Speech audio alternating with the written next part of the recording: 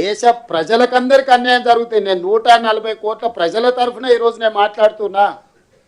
మీరు చేస్తున్న దాంట్లో తప్పులేమునో ఎత్తి చూపించిన.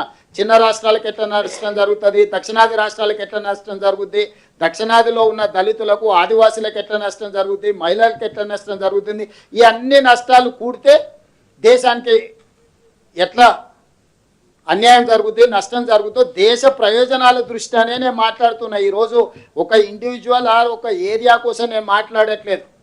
నేను దేశం యొక్క, ఎందుకంటే స్వతంత్రం తెచ్చింది మేము, రాజ్యాంగం ఇచ్చింది మేము, రిజర్వేషన్లు దళితులకు ఆదివాసీల నుంచి ఎస్టీల నుంచి మహిళల వరకు రిజర్వేషన్లు ఇచ్చింది మేము. ఈ దేశాన్ని కాపాడుకోవాల్సిన జిమ్మేదారి కూడా మాకే ఉంది. ఆ ఆలోచనతోనే ఈరోజు మీ అందరికి చెప్తున్నాం. మీరు కూడా భాగస్వాములే.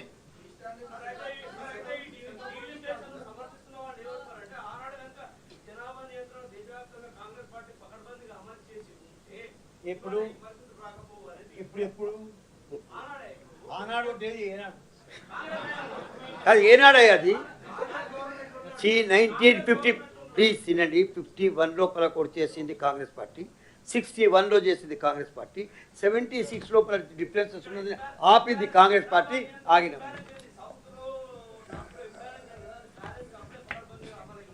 ఇప్పుడు మీకు స్కూల్కి పోయేటప్పుడు ఒకవేళ ఏబిసిడీలు రాలేదనుకో, కాలేజీకి పోయి నేర్చుకుంటావు కదా.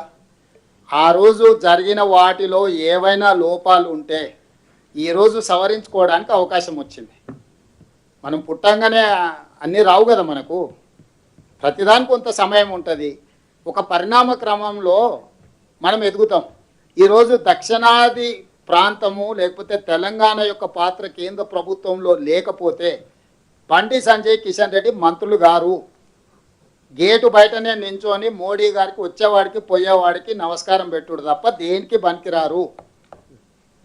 బంట్రోతులుగా మారాల్సి వస్తుంది కేంద్ర మంత్రులుగా ఉన్న వీళ్ళు. ఈ పరిస్థితి వాళ్ళకు కూడా వస్తుంది ఎల్లుండి పొద్దున్నే. ఇప్పుడు రాజకీయాలలో ఉన్నప్పుడు వాళ్ళు ఏమనుకుంటారు, వచ్చే తరానికి వస్తుందేమో మాకేముందిలే అని. ఇది అమలు కాగానే వీళ్ళు అవసరమే లేదు. ప్రభుత్వ ఏర్పాటులో తెలంగాణ పాత్రనే ఉండదు. కేంద్ర ప్రభుత్వంలో తెలంగాణ పాత్ర లేనప్పుడు వీళ్ళకేమిస్తారు? బంట్రోతు ఉద్యోగం కూడా ఇయ్యరు. ఫస్ట్ అది అర్థం చేసుకోమనుండ్రి వాళ్ళని ఫస్ట్ సమస్యను అర్థం చేసుకోమనుండ్రి. సమస్యను అర్థం చేసుకున్నాక ఎవరి మీద ఆరోపణలు చేయాలా, ఎవరిని నిలదీయాలనేది మళ్ళీ చర్చ చేద్దాం.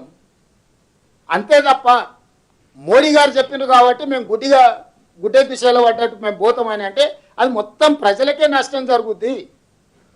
నీది మోడీది కుటుంబ సమస్య కాదు, ఇది ప్రజల సమస్య. అందుకే ఈ ప్రయత్నం చేస్తున్నాం. ఎస్